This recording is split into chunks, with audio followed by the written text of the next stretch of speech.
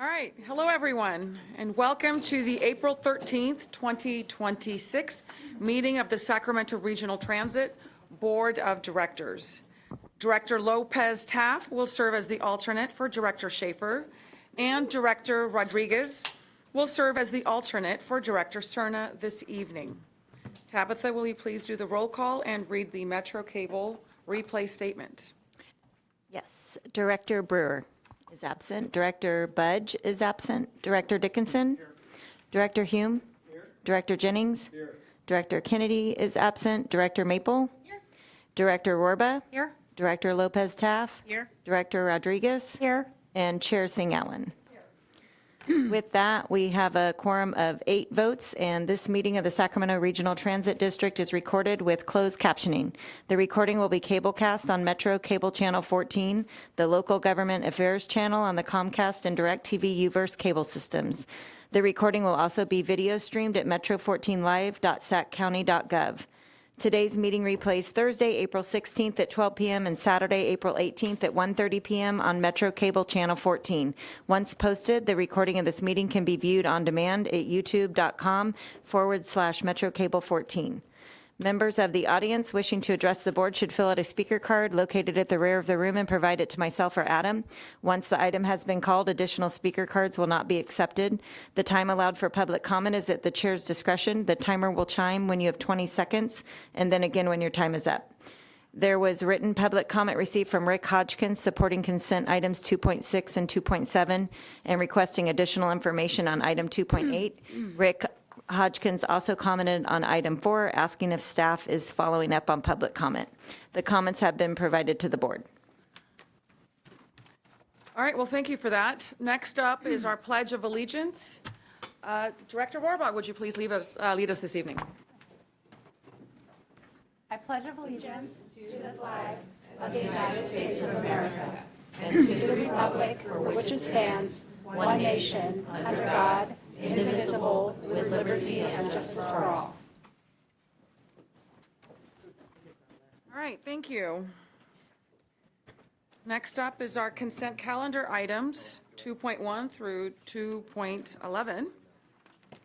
Actually, Chair, Yes, can we request to hear item 3 first, the employee recognition? certainly. Without objection, we will go to item number 3. 3.1, employee and retiree recognitions, fourth quarter 2025. And Shelley Valentin will present this item. Good evening. Thank you for allowing us to present this item first. We have several employees here, so we'd like to have the opportunity to present them first. My name is Shelley Valentin, Deputy General Manager, CEO for SAC-RT, and I am pleased to be once again presenting our employee recognitions. And this time we are honoring employees for the quarter October to December, and we also have a very special recognition for you all tonight. And may I request Chair Singh Allen, Vice Chair Pat Hume, and Henry to come up the front and present a certificate and have a picture taken with our awardees.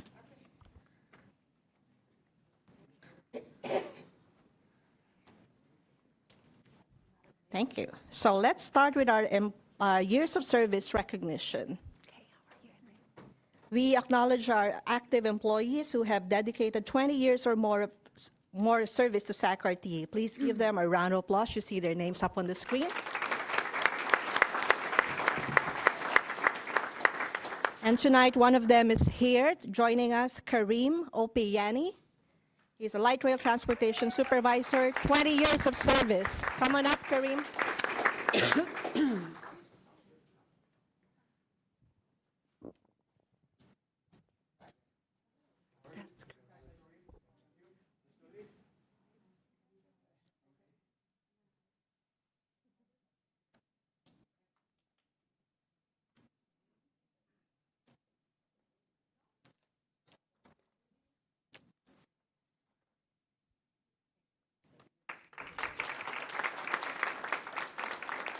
Thank you. If you could all please stay up front, we have a few more recognitions.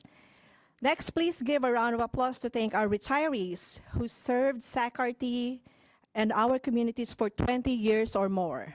The list is up there.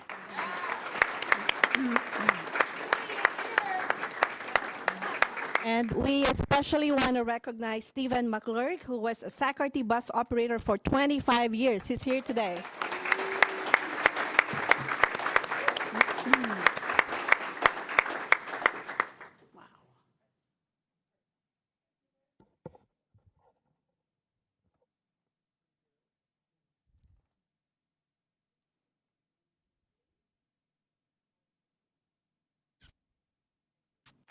Thank you. And now we honor our employees of the quarter. As you know, this program recognizes employees who consistently demonstrate exceptional performance, embody SACRT's core values, and make a meaningful impact on both the workplace and the communities that we serve. And here are our employees of the quarter for the period October to December 2026. For administration, Lisa Thompson, Administrative Technician. And Lisa Hines will be here to present.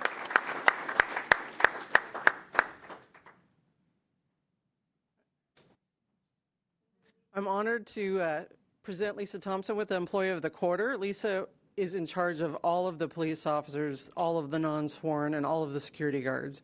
So she has a lot of people to contend with, almost 200 people that Lisa oversees. But the main thing that she did that was absolutely outstanding in the last quarter is she made it completely seamless to transition from the Sacramento Police Department to the Sacramento Sheriff's Department. And for that, thank you. Congratulations on Employee of the Quarter.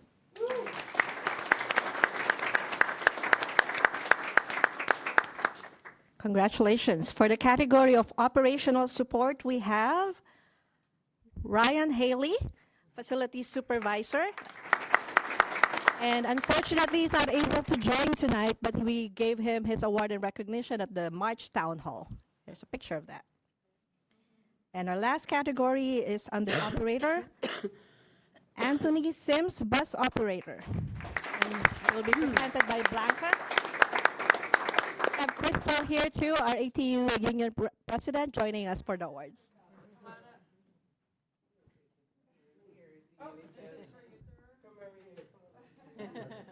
Okay, and we're proud to nominate, we're proud to today see Mr. Sims here with us today. And over the past quarter, we want to point out how consistent he has been with our inline employees. He's an inline operator, and he helps a lot with all the new operators. And we saw a great feedback this last quarter, him assisting, supporting safety, everyday customer service, and he is a very helpful operator that we want to make sure that we let everybody know today. Thank you.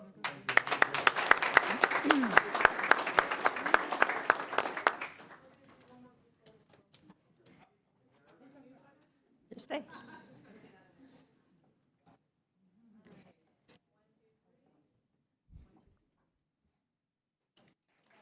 Congratulations.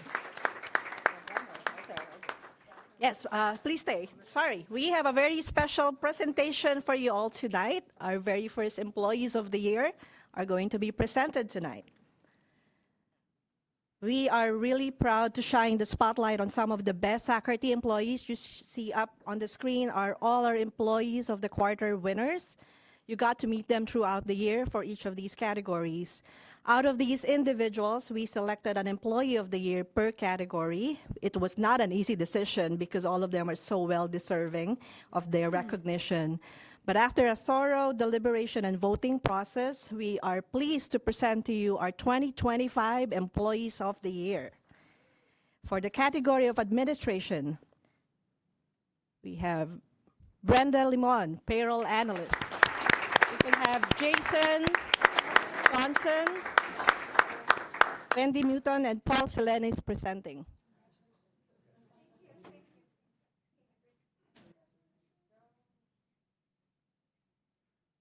Brenda Limon has proven herself to consistently be an outstanding employee, and her efforts in the first quarter of 2025 were truly exceptional, resulting in her being named Administrative Employee of the Quarter at that time.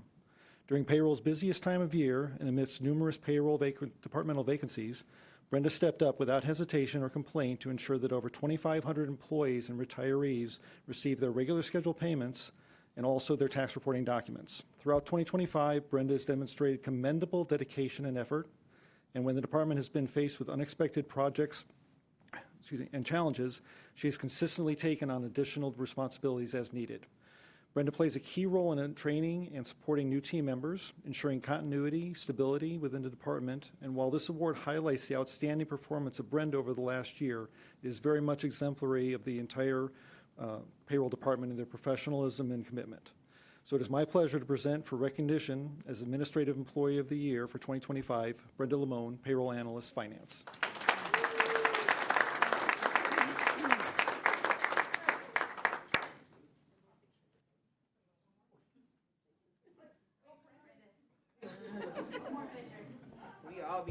Actually, we would also like to invite the family of Brenda, who's joining us tonight, to join us for the pictures. I believe it's her parents who are here tonight.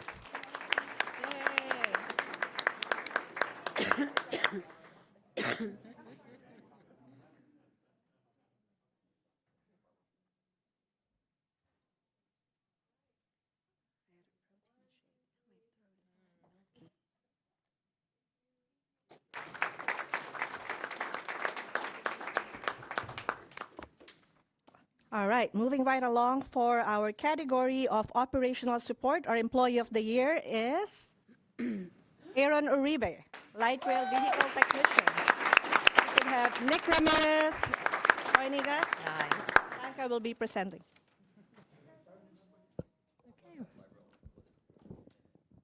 Yeah, Nick and you, yeah. So Aaron has been with the district since 2017 and serves as a field technician in light rail maintenance, supporting mainline operations and maintaining fair equipment. He is often the first one to respond, providing critical support during service disruptions, train falls, and incidents. In 2025, Aaron responded to several major events, including a derailment at 5th and H Street, a Code 3 incident at 19 and S Street, and a pantograph loss near Iron Point. In each situation, he demonstrated strong judgment, urgency, and professionalism. Aaron's ability to step in, take charge, and problem solve in real time plays a key role keeping our light rail system running efficiently and safely. His dedication and work ethic set a strong example for others, and he's truly an asset to the district. Congratulations, Aaron.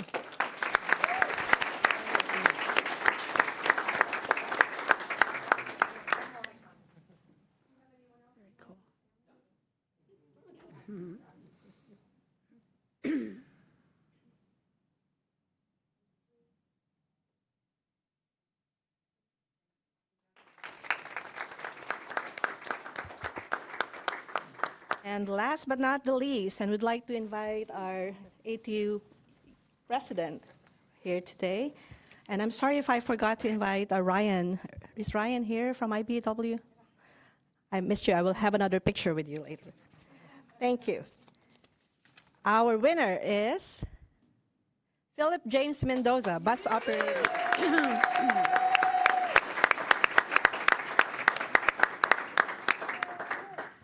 Okay, and Philip Mendoza, he's an exceptional bus operator, and he really truly represents SACRT. He's joined us and has been with us since March 2018, and he's built a strong reputation for professionalism, reliability, and a positive attitude. He goes above and beyond to support new operators, often stepping in to help them understand routes, tools, and resources so they can feel confident from day one. And as an operator, mentor, coordinator for the Partners Moving Forward program, which has been a big program between SACRT and ATU, he has played a key role in building supportive and growth-focused culture. Philip also shows strong commitment to our community, regularly volunteering and supporting special operations when needed. He's one of our pro operators that assists every year with aftershock, so he has fun helping us with that. And for his leadership, dedication, and impact on both our team and our riders, Philip Mendoza is truly deserving of Employee of the Year. And I believe he has family members here today, if you could join.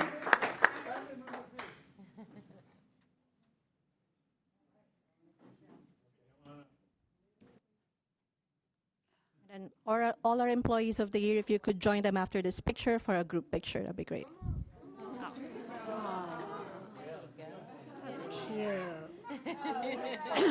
Need the little people in there.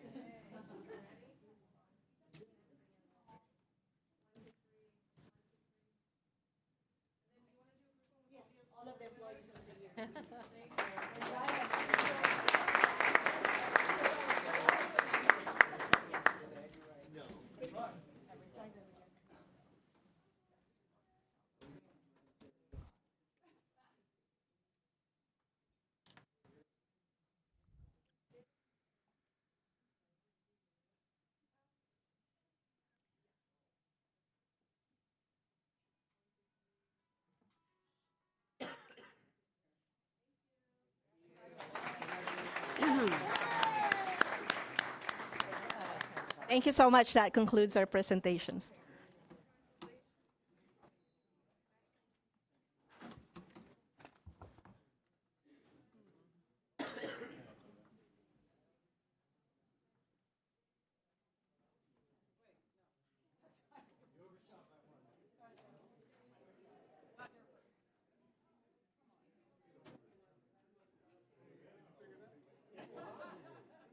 How are you? Good to see you.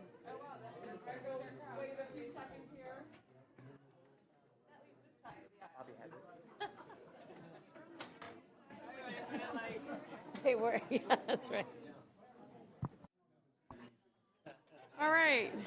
Congratulations to all of our winners. We're going to go back to consent calendar items 2.1 through 2.11. Wait another few seconds here. I'll move consent. I'll second. Madam Chair, I have a comment. First of all, we've got public comments before we, I'll still move it. director questions. We'll start with director questions, Yes. and then we're going to go to public comments. And then I'll look at motions. Okay, All right. so I have questions. Yes, please. All right. So on 2.7 and 2.8, A little bit louder, or if we can just wait, it's a little noisy. If someone can get the door? there's lots of celebrating going on. Lots to celebrate. All right, continue, please. Okay, so these are both important plans, and it strikes me that if we're going to adopt these plans, we should probably have discussed them first, especially the Meadowview one. Are you asking for this to be pulled? Oh, I'm just asking if anybody else has an opinion. To not do the study? No. To discuss the plan, the Meadowview plan. Both of these things are like 45 and 65 pages, and they're very well thought out, but it strikes me that while they talk to the city of Sacramento, they talk to a variety of people for the Meadowview Station transit-oriented community study, but it didn't really come before us in case people who represent that area or people who've done this kind of thing before have any comments. And then the Sacramento Transportation Infrastructure Adaptation Plan discusses only the city of Sacramento and doesn't include the county or the unincorporated county or any other cities. Is your question that you would like a full presentation on this? Or is that It seems to me that would be a good idea. for 2.7? Yes? And 2.8? How do others feel about this? Yes, Thank you. Director. Director Budge, I appreciate the comments on, I'm going to talk about specifically on 2.7, and I think I might be the only one that represents the area here today. And I've been deeply involved in this for many years, actually, so I guess I personally am okay with it going forward. If other board members want a presentation, I appreciate your interest in the area. No, I understand. Years ago, I put the KFC at Meadowview and Amherst, and Bonnie Pinnell asked us to do a community meeting, and there were so many people in that area who were really looking forward to some small retail opportunities. It was more like, home-based businesses, but they really wanted an opportunity to get it out of the house and into something retail. And it just seems to me that the emphasis here is, at least what I read in the staff report, is on affordable housing, hoping that that would kickstart some other investment. But affordable housing does not attract the kind of tenants who would have disposable income to attract additional investment. And again, anytime any board member wants to express more interest in Meadowview, I'm 100% in support of that. So I'd be glad to hear it at a future time. I'm personally comfortable going forward. I recall the project you're talking about. I believe I was on the planning commission at the time. Different world now, and completely different world, and the need for affordable housing is probably one of the most utmost needs in our community. And I guess I could just speak on my own behalf and on behalf of people that have reached out to me that I represent, that we're good going forward, but if a public hearing on this item is warranted or asked for, I'd be supportive of that. Okay, Patrick, if you feel like your constituents are good with this, then, okay. Thank you, Director. Director Dickinson. I was just saying maybe there's something of a middle ground here, which is to proceed with the items in front of us for approval, but to schedule a presentation at a future board meeting so that there can be comments. These are obviously going to be living documents to some extent. The 2.8 is on the city council agenda as well. The adaptation plan is on the council agenda tomorrow as well. It's also on that agenda as a consent item, but these are things that are going to evolve over time to some extent. So I think we can have our cake and eat it too in this case by moving forward, but then having a discussion about them at a future time when So maybe you can give us like a general update when we do updates, maybe even in your general manager's report in the future. I do have that. Okay, we today. don't need it right now, but yeah. Yeah, no. Okay. But I think we would do a presentation, Yeah, in the future. so I too. appreciate, Okay. I appreciate No, I Director just- Budge's comments and Director Yeah, I Dickinson, your just middle ground. perceive these to be another receive and file thing, Yeah, and that sits on a shelf. excellent, thank you. We've all been there. Director Hume. Thank you, Chair. I had a question on 2.6 and 2.9, please. All right, let's start with 2.6. Do we read the title into the record, or? I can read the title into the record. 2.6, Resolution 2026-04040, approving the third amendment to the contract for peace officer assignment with the County of Sacramento Sheriff Department to add a 4-month extension to the current contract. Great, thank you. I believe my question's a fairly simple one. I'm just curious why we're only taking down these extensions in 4-month pieces. Since we did this transition to the Sacramento Sheriff's Department, they asked that we cover the gap between the time they can take it to the County Board of Supervisors. So this is just a one-off. That's what I was hoping to hear. Thank you very much. Appreciate that. And then item 2.9. 2.9, Resolution 2026-04043, delegating authority to the general manager, CEO, to negotiate and enter into a project labor agreement for major projects with the Sacramento Sierras Building and Construction Trades Council. Sure, and so my question here is a clarifying one. The title reads to negotiate and enter into. I feel a little bit uneasy about giving authority to enter into a contract for which I have not seen.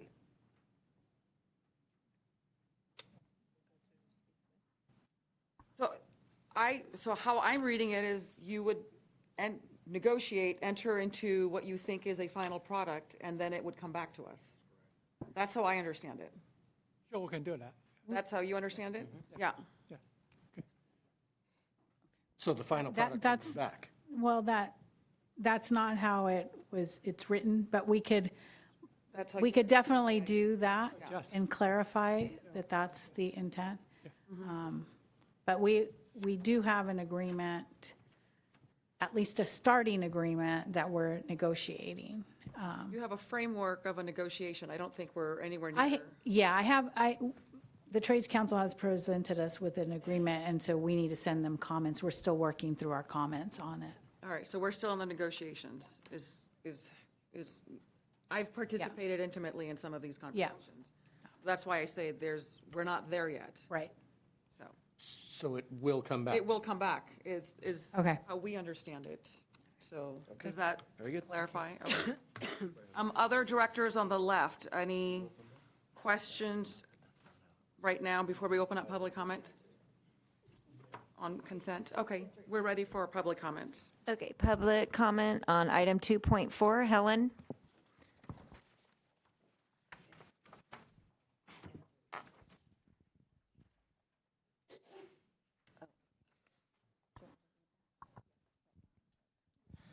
Hello, board members. Nice to see you again. Helen O'Connell with many hats. I was wondering if this construction project, it says approving construction project for the Midtown Sacramento Station and San Juan Regional Rail Commission. So the CEO is going to execute assessment and property related agreements. So does that mean that everything that pertains to the construction project is going to go to the CEO? Is there anyone else that might, if he needs any clarifications on anything or you know, details on what's going to go into it or anything like that, does he have that kind of information available, or is he just going to say, yes, we're going to do this project? I just don't know what his elements are, because it has a lot of details that people might want to know about before Henry Lee just kind of signs off on a big project. I know it's been on the board for a long time, so. Madam Chair, can I just clarify this? Please. Whatever we are doing right now, we'll continue to do that. But this is just additional stuff. So there's nothing, you know, we'll continue to reach out to the community, you know, work with community partners and build, you know, consensus and move forward, like what we have been doing. Yeah, the best practices. Thank you for the clarification. Next item, Helen O'Connell, 2.5, 2.5 and then Helen for 2.8 and 2.10. and 2.9, okay. Okay, we have someone from the light rail maintenance supervisor going somewhere to get some information on best practices, I guess. Is this, you know, does he get to have a week after the event in a foreign country outside of the United States?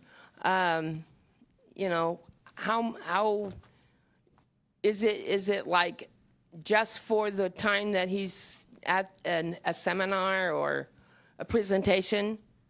That to me is a reasonable question, because as far as I know, we're trying to curtail our expenditures. So just wondering. Thank you. Does any, yeah, please go on to your next item. Okay, 2.8, Helen. Okay. This is the SAC ADAPT project. I've been exposed to part of it, but as far as I know, they're going to like change the different streets and move things around a little bit on certain streets. Has the public been notified of all these new upcoming changes? And if not, I think we should have a forum for them to be brought up to speed on this particular item. Madam Chair, I just want to answer this question. Actually, there were lots of public workshops, hearings about this, both on the city side and the Sacramento side. If you need more information, I will make sure we'll get that to you, okay? The detailed information. And besides, we're going to do a presentation in next board meeting. Okay, thank you. Okay, next item. And the next item is 2.10, Helen. Okay, I haven't been here in a while, so I have to make up for it. And my cohorts aren't here either. A lot of them. The contract for the fleet monitoring with Siemens as a sole procurement. And the second amendment to the capital budget. So is that the capital budget for the whole city and county? And also, I think it's great that we have one company that we're dealing with, and we don't have to balance everybody else's ideas, and we have one space to go and get clarifications. So that's a good thing. I just thought I would bring that up, that it is a good thing that we have a sole procurement, because if something doesn't work, we know right where to go.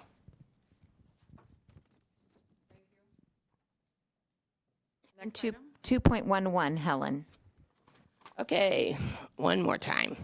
I didn't know exactly what the personal service contracts were about. I was educated so that Tony is going to be like working on the communications between entities and getting public information out. We just need to make sure that all of the notifications, all of the videos, all of the print material is ADA compliant for all disabilities, not just for some. John Kawan, I'm sorry if I mispronounced your name. I think that he has a big job ahead of him, and I hope that it sounds like he knows his position, and I'm glad that he's willing to step up. Stephen Lewis is a new kind of position. As far as I know, we haven't had drone operators. It's brand new, so I hope that the contracts will reflect all of his expertise. We need to support all of our workers and make sure that they have equal love. All right. That's it. All right. Next public comment? That's all the public comment on the consent calendar. Excellent. Any follow-up questions or comments from directors? I'll look to the left. Seeing none there, looking to the right, seeing none. Thank you. I just want to provide just some additional comments on item 2.9. I want to thank the Sacramento Sierra Building and Construction Trades Council for all of the great work that is taking place with discussions and negotiations. I think these are good faith discussions that are taking place, and hopefully we'll come to a meeting of the minds and have something nice to present to our board here in the very, very, very near future. So thank you for all of your hard work getting us to this place. With that, I'm seeing no other questions. And yes? Before you do take the vote, if I could, we did modify the resolution. I was just going to read the Please. new title. Yes. Okay, for 2.9, Resolution 2026-04043, it'll be amended to read as follows. Delegating authority to the general manager, CEO, to negotiate a project labor agreement for major projects with the Sacramento Sierra's Building and Construction Trades Council. So to enter into has been removed, and then we'll adjust the body of the resolution to reflect the change in the title. To enter into an agreement that will come back here for approval. Yes. That's in there. Okay. All right, so you all are aware of the amendment. So at this time, I will look for a motion for consent calendar. Second. All those in favor, please say aye. Aye. Any abstentions, noes? Seeing none, thank you. We will go on to our next item, item 4. I think, yes. 3.1, please. Item 3 point- 4. No, we did Oh. the introductions already. And Helen, you know what? Helen had a public comment on 3.1 and for the employee recognition. All right. Did you want to comment on that now? Okay. I am so glad that the employees have been recognized consistently over the last year. That is very important for morale and future employees that want to maybe consider RT as a long-term job. It is, to my knowledge, I'm not sure if any of the RT Go employees were included in any of those sections. If I am mistaken, please educate me. But I'm glad that people are being recognized for their achievements with RT. Thank you. Thank you. And Director, comments on that agenda? Looking to the right, Director Jennings, please. I just wanted to add to the comments on the employees who we recognize. I want to congratulate them. I didn't get an opportunity to take a picture with them, so I just want to congratulate them. But I did the math in looking at all the employees who got recognized, and if my math is correct, we had 333 years Wow. Goodness. associated with all the employees who got recognized tonight. To have 333 of the 9 employees at 158 years, of the retirees with 20 years or more, they had 175, I'm sorry. So that gave us 333 total. So I just wanted to let people know, coming to work at RT is a career. It is something that you can be proud of and something that you can do for the rest of your life, take care of your family, and live in a great city like Sacramento. So just want to acknowledge the 333 years. Thank you. Or El Corral, job, Henry. or Rancho, or Folsom. Got it. Thank you, thank you. Any other directors? Yes, Director Rodriguez. I just want to say that I seem to be coming here when we are recognizing employees, and so I want to say that I really do appreciate seeing this.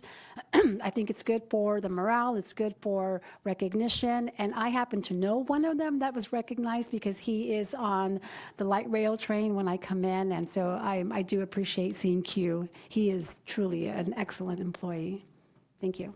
Thank you, Director Rodriguez, and thank you, SAC-RT, for recognizing our amazing staff. And congratulations to them once again. Madam Chair, can I just add 2 facts since Director Rick Jennings talking about the numbers.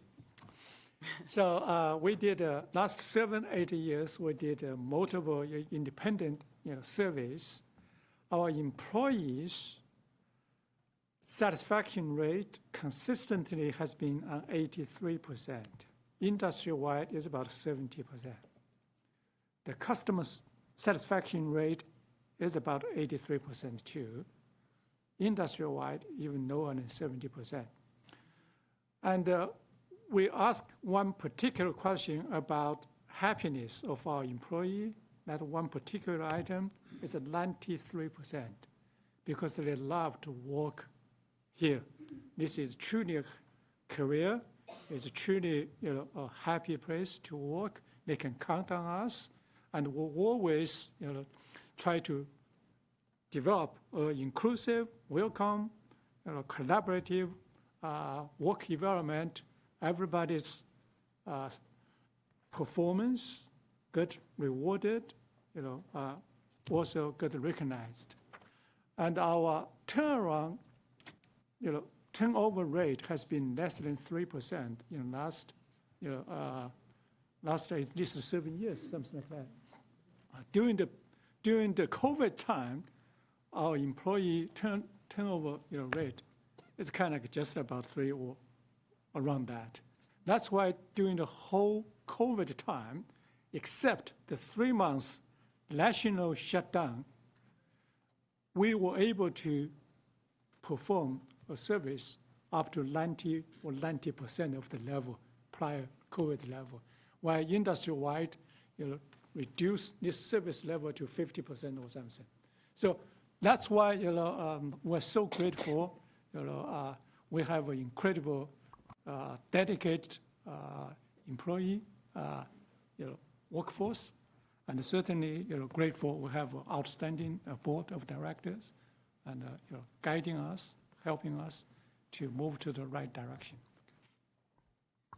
Thank you for those additional comments, Henry. All right, we will move on to our next item. Item 4, Public Addresses Board on matters not on the agenda. Helen O'Connell. Am I the only one today? Public Addresses Board on matters not on the agenda. This is my personal view. I'm not representing anybody on the board that I am sitting on.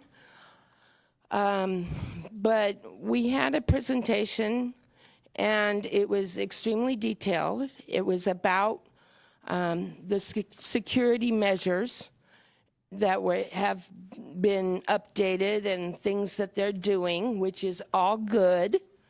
And I just asked Lisa Hines, the presenter, if I could have a copy or something that gave me, the general outline of everything that was addressed, because I thought it was important that the public know what we're doing to preserve the security issues and make sure that things are being addressed.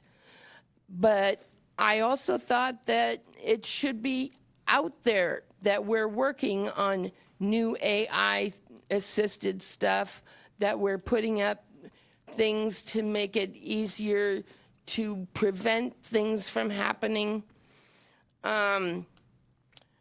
She told me that she wouldn't be able to do that because she didn't want all the stuff publicized. And then I pointed out the fact that it was on YouTube. So I don't know her rationale. Thank you. Thank you. Next public comment. Kima McNeil.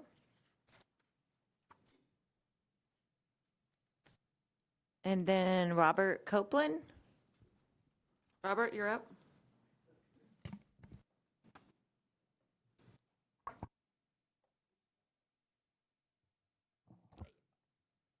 Okay, I want to talk about Sacramento Safer Streets. I don't know which organizations are supporting this ballot measure for the half-cent sales tax, or which ones are not interested, because I know one organization I'm in is supporting it, and the other one I'm in, one of the other one is supporting another ballot measure that's a local ballot measure. Can I get a list of organizations that are supporting Sacramento Safe Streets? Thank you. Thank you. Next public comment. Michael Bevins.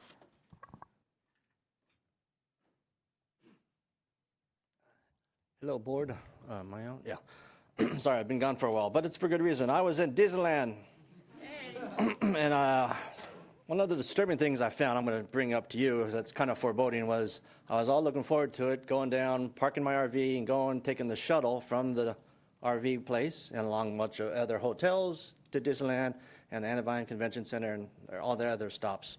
But that was discontinued when I was there halfway through, ended in March. So there is no longer a shuttle, a transit service. It was Anaheim Transit, not related to Disneyland, Anaheim itself. They canceled it, and it's like, oh, why was that? Well, Uber, Lyft. I think that's foreboding. Us as a unit are trying to compete with people to get out of cars, and now you're going to compete also with Uber. A person taking a bus ride, that's still affordable. Take the bus. You want to buy a whole Uber for just you. But if you're a family, which is most people are, you're going to win an Uber. It's the same price as if your whole family got on the bus. So Uber's the same price. Take Uber or Lyft. It's better. I don't know how we're going to compete with that.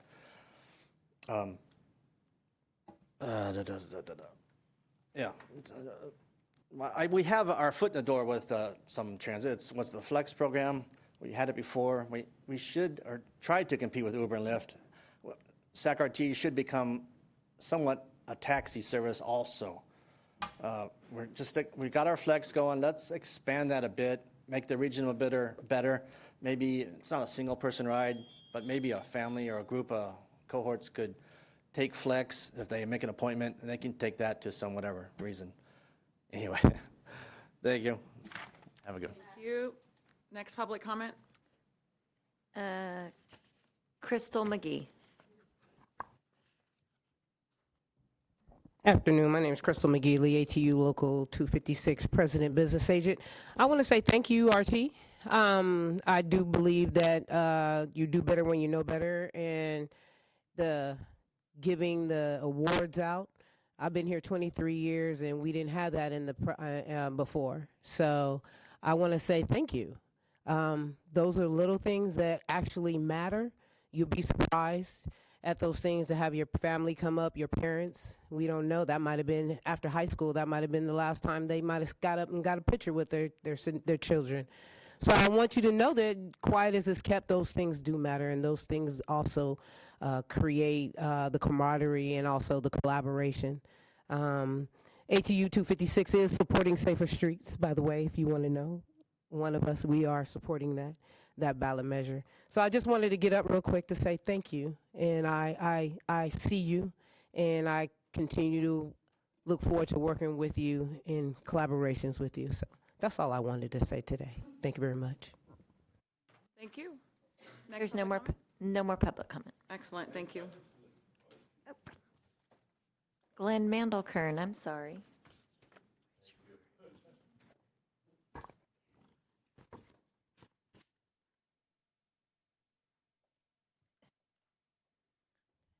Yes, so this is in reference to something that I brought up here a few months ago, and I wanted to let you know that progress has been made on this issue. And it's very interesting that when we're in this whole spirit of recognition, because that's pretty much what this is about. I had talked to you about some stops not appearing on the online maps and the text service, your 41411. And specifically, I called attention to stop 1356, which is the one at Fair Oaks and Gibbons, where you have two bus routes, 23 and 25, that meet there. And, well, in terms of recognition, I wanted to recognize the SACRT IT department and also the customer service department, because when I brought up the issue, I was told, and we were publicly told later also by follow-ups here, that those two departments were looking into this issue. So I felt obligated to also come here and do the positive recognition, because these two departments, IT departments and customer service departments, tend to get a lot more volume and complaints, things that are wrong. What's wrong with my computer? Why are my bank accounts not balanced? Instead, I'm happy to tell you that the other day I was casually looking at the general area there in Carmichael, and I happened to see 1356 reappeared. And just prior to this meeting, when we were getting ready here, I decided to call it up to see if it was still working. And at the time, at 4 p.m., I did get updates that a 23 was going to appear there at 4:23 and a 25 at 4:10. So I'm very glad to see this working, and I would like to say, get your kicks on stop 1356. Thank you.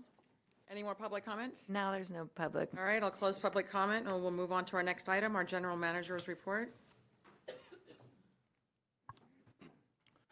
Good evening, Madam Chair, the board and the public. Thank you for joining us this evening. I plan to first to talk about Meadville and SAC Adapt. Let me talk to SAC Adapt, a little bit first. So this city, planned about 2 years ago to seek a grant and ask us to team up with them. So we worked together in the last year or two. And the recommendations, 11 recommendations for SAC-RT is actually applied to the full service area, not just the city of SAC. So all those 11 recommendations we will implement district-wide, and 440 square miles, the areas. This will help both the city, the region, the SAC-RT in preparing for a growing impact of environmental conditions on our transportation systems. And the plan actually evaluates how extreme heat, flooding, high winds, and other climate-related events affect local transit and roadway infrastructure, and identify strategies how to strengthen the resiliency for the future. Like I said, the report identified 11 strategies for Sacramento, but 10 strategies for the city to address city infrastructure. I believe other cities and counties can use these strategies to address infrastructure concerns too. And the plan identified that Sacramento assets are most vulnerable to extreme heat conditions, and we must prioritize resiliency for our aging light rail system. As you can see, we have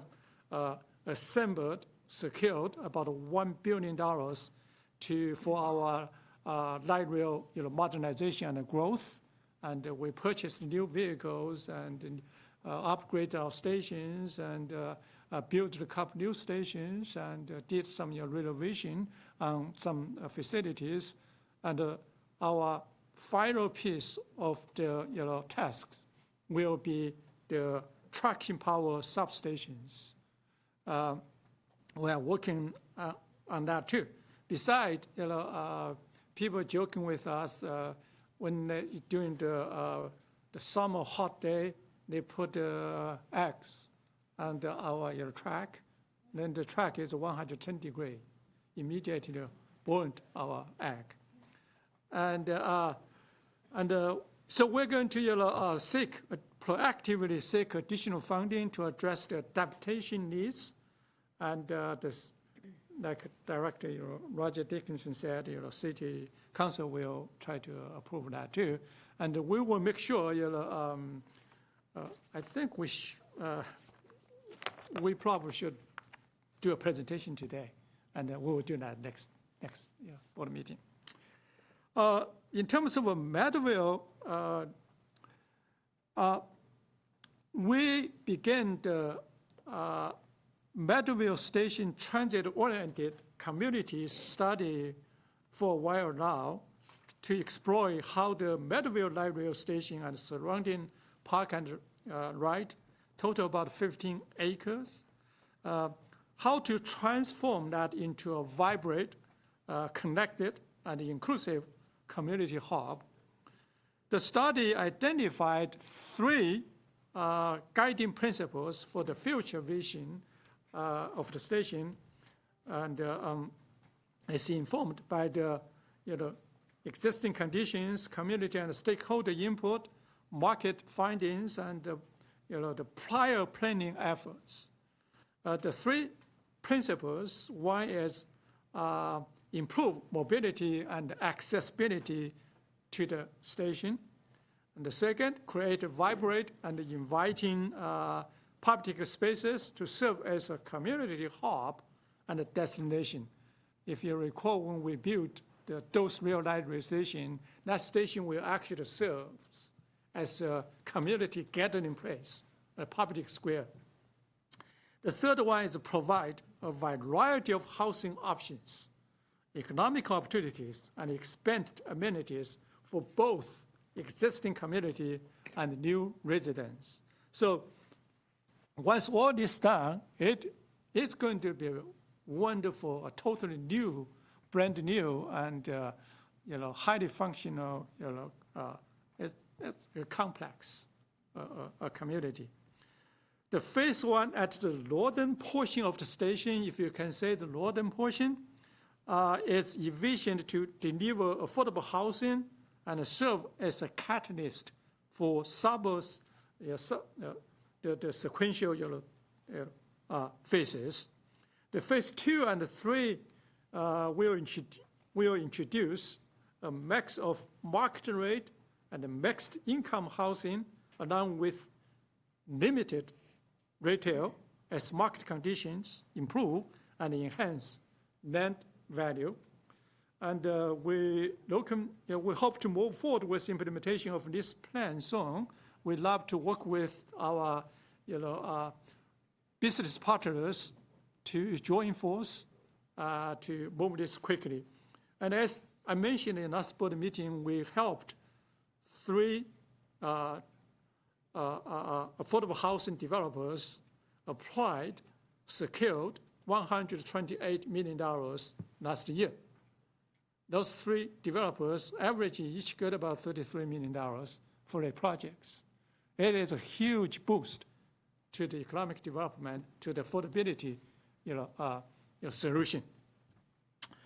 So in the meantime, we're going to work on the Florence Light Rail Station, which has 20 acres. So lots of great things happening, and plus some other stations.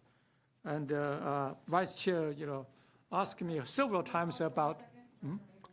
Well, just when you're on this segment before you move past it, so I didn't mean to cut you off while you're mid-sentence, but I did want to say that I'm really thrilled that we as an agency and under your leadership are really focused on transit-oriented development, especially affordable housing. But in this case, with Meadowview, really a mix of housing types, which I think it will help it be more successful. But I just think it's so critical. We do have a responsibility because we have land. And I think that we've realized in some cases that the land that we do have has not necessarily served the intended purpose, and that's okay, because in that circumstance you pivot and you find the uses. And I know that you've done a lot of work long before I was on this board to meet with the community, understand the needs, which is this item, or the item that was on consent, and then really working to make sure that we realize that. So I just want to say I'm really proud and grateful for that work. Both the directors on this board that have been a part of it and you, Henry, because I think it shows that we're very forward-thinking compared to a lot of other agencies. Thank you very much. Indeed, we get about 15% of the whole state money, while our population just about 6%. So this Meadowville and Florence and other stations, the affordable housing projects will be even more competitive than what the projects we get awarded last year. So we're very excited. We're going to be able to make our best contribution to this region for address the affordability issue. And okay, the next one. Let's run to okay. So March 31st, Shelley and I had the opportunity to attend the annual State of the City address for Elk Grove. Chair, highlighted growth, and also as the Elk Grove mayor, highlighted the growth and the progress with purpose. During her, wonderful speech and highlighting cities, lots of milestone achievements. And the chair emphasized during the speech that the City Council has approved a year-long pilot that will cover the cost of bus fare for the close to 200,000 residents, but age 62 or older seniors, to ride free on Elk Grove fixed route buses. So our ride free for youth students, 320,000 students, has been a huge success, tripled our ridership, set a model for the industry, and paid by the jurisdictions, by schools, school districts. But the city of Elk Grove will pay for the seniors, and this partnership will again boost ridership and help residents who cannot easily bike, drive, or walk to appointments and errands within the city. So under the program, the city will reimburse Sac County for each senior ride up to $100,000 or 1 year, whichever happens first. We wish this $100,000 happen earlier. That means more ridership. Yeah. The pilot program will require eligible Elk Grove residents to pick up the senior transit passes before riding for free. And just want to thank Chair and Director Brewer for you guys' leadership, and really happy about this partnership. Next topic. Sac County is very excited to host an open house for Sac County Go paratransit services riders this Saturday, April 18, from 1 p.m. to 3 p.m. in this room. And this event is a great opportunity to learn more about Sacramento Go service, meet the team behind Sacramento Go, and share your feedback. I hope we get great attendance and robust feedback, and we are doing targeted marketing outreach extensively to get more people to know this, to come to attend this. And as the board knows, it has been nearly 5 years since we began operating ADA paratransit service in-house after we outsourced about more than 30 years in the past. And since we brought back our ridership, it's now at an all-time high. And right now, the ridership is about 110% over the pre-pandemic level. And we continue to exceed customer expectations with very few complaints, thanks to our MAC team for wonderful partnership and helping us to continue to improve and to address the issues, proactively address the issues. And if something we want to say what is our most proud sense we are doing is we always try to proactively address issues or prevent something from happening. Next slide. Well, we're very excited to introduce Sacramento's Transit Patch program designed for Girl Scouts and Scouts of America to learn how to confidently use public transit. If you can say my several talking, the topics is really about community value, how we work with community, how we work with our partners to move this region forward. Will there be cookies on the trains? Asking for a friend. Okay. So our vice chair said we need to put a cookie on the trains. Okay.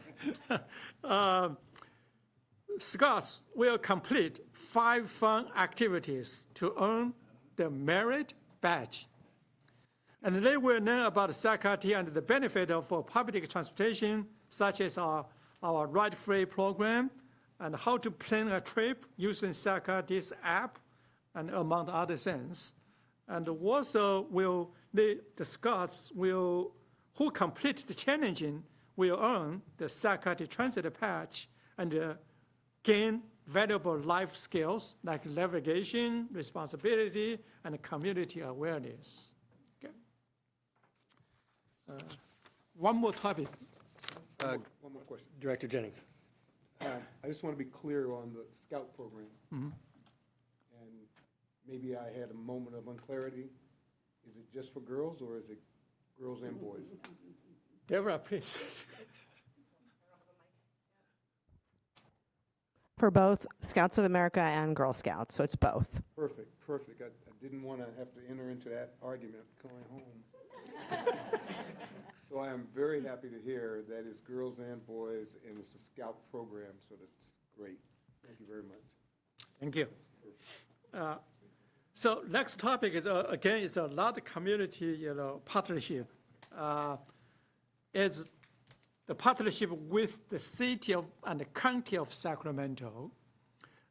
We are advancing mobility improvements on Stockton Boulevard with a planned bus rapid transit route with about $25 million already secured for this project. The project is cost about $80 million or more, but right now, we got a $25 million. The major effort is to improve safety, mobility, and reliability along the Stockton Boulevard corridor, where thousands of housing units are planned or being built right now. And certainly, when we talk about mobility, we talk about the bike, pedestrian, walking, and the lighting and all those type of signage, those type of roads related, features. I just want to highlight this Wednesday, there will be a community workshop, hiring, like you mentioned, any of these projects will have lots of this type of workshops. So the reason I'm specifically emphasizing right now is this Wednesday, 5:30 p.m.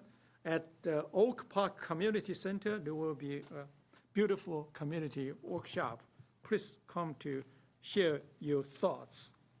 And the riders, residents, and businesses, they are all invited to take part in the next public workshop to learn about existing conditions and project goals, review potential design options, and share your feedback to help shape the future of Stockton Boulevard. In the last 2 years, there were dozens of the bus tours on this route, including one, I think Congresswoman Dorothy Matsui did twice, and with the previous mayor, Stenberg, and council members, and about 5 to 6 major developers.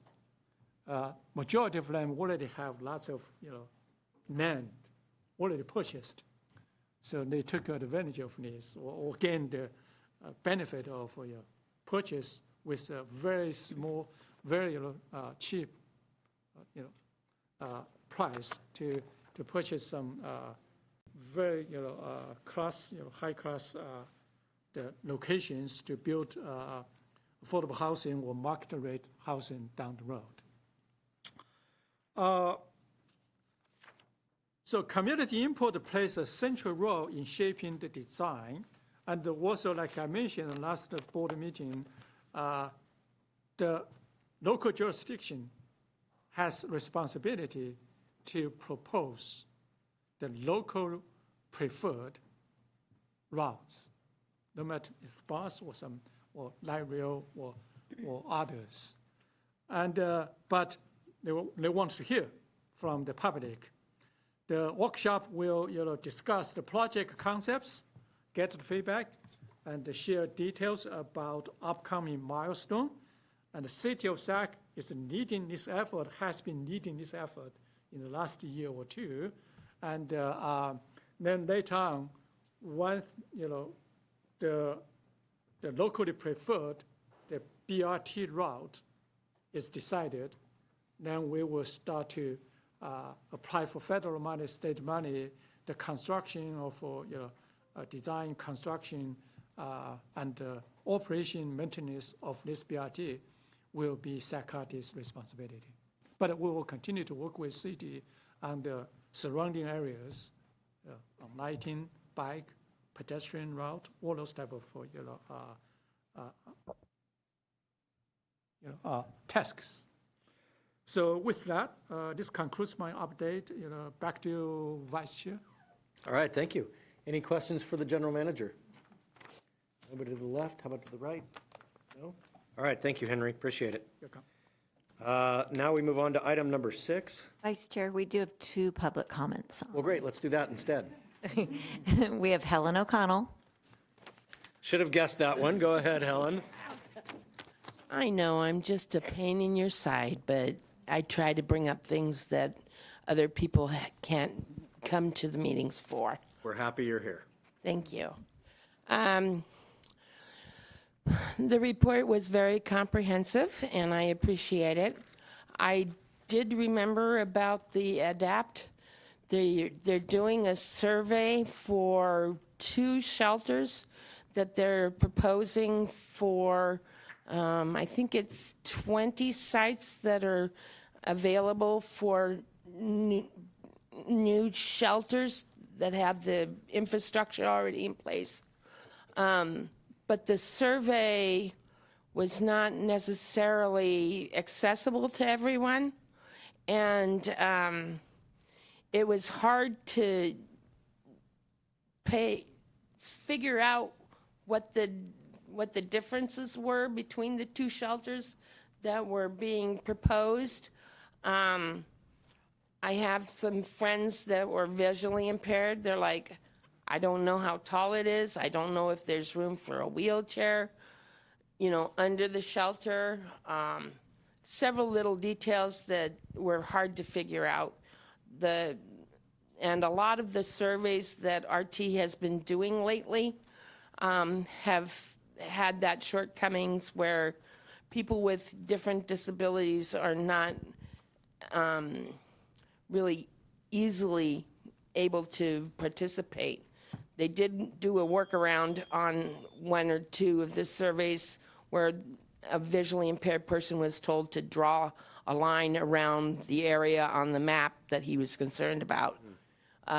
They figured out that they could call somebody and explain it to them, and then they would put it into the survey. But I think we pay enough people enough money that they should think about outside the box when it comes to ADA compliance. Thank you. Thank you. And Robert Copeland.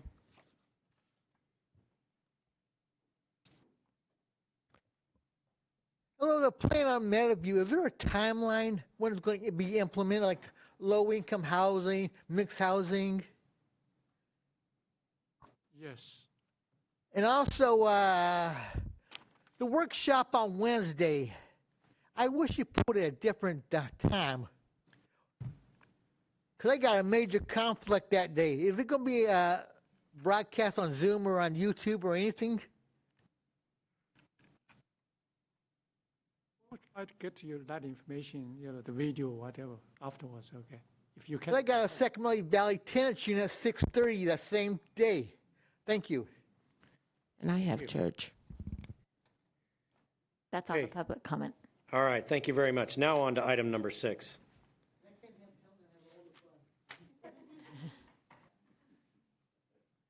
Okay, item 6, reports, ideas, and questions from directors and communication. And 6.1, Mobility Advisory Council meeting summary of March 19th, 2026.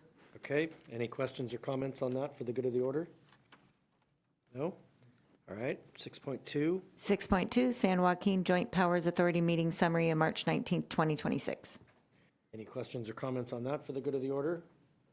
No? Okay. Any public comment on the item 6? No public comment. All right. I believe then that brings us to the end of our public meeting, and we will now adjourn into closed session, and there will be no report out from closed session, so if we could ask those that are not directly involved with the items agendized to please vacate the room. But first, our clerk will read the items into the record. Okay, 10.1, conference with legal counsel pursuant to Cal Government Code Section 54956.9 D1, existing litigation, Allen Elmore versus SACRT et al., case number 24CV006939, and 10.2, conference with legal counsel pursuant to Cal Gov Code Section 54956.9 D1, existing litigation, Brand Scott et al. Versus SACRT, case number 23CV009940. Okay, and so it doesn't appear to be any public comment on these items? No public comment. Very good. We'll adjourn the regular meeting and go into closed session.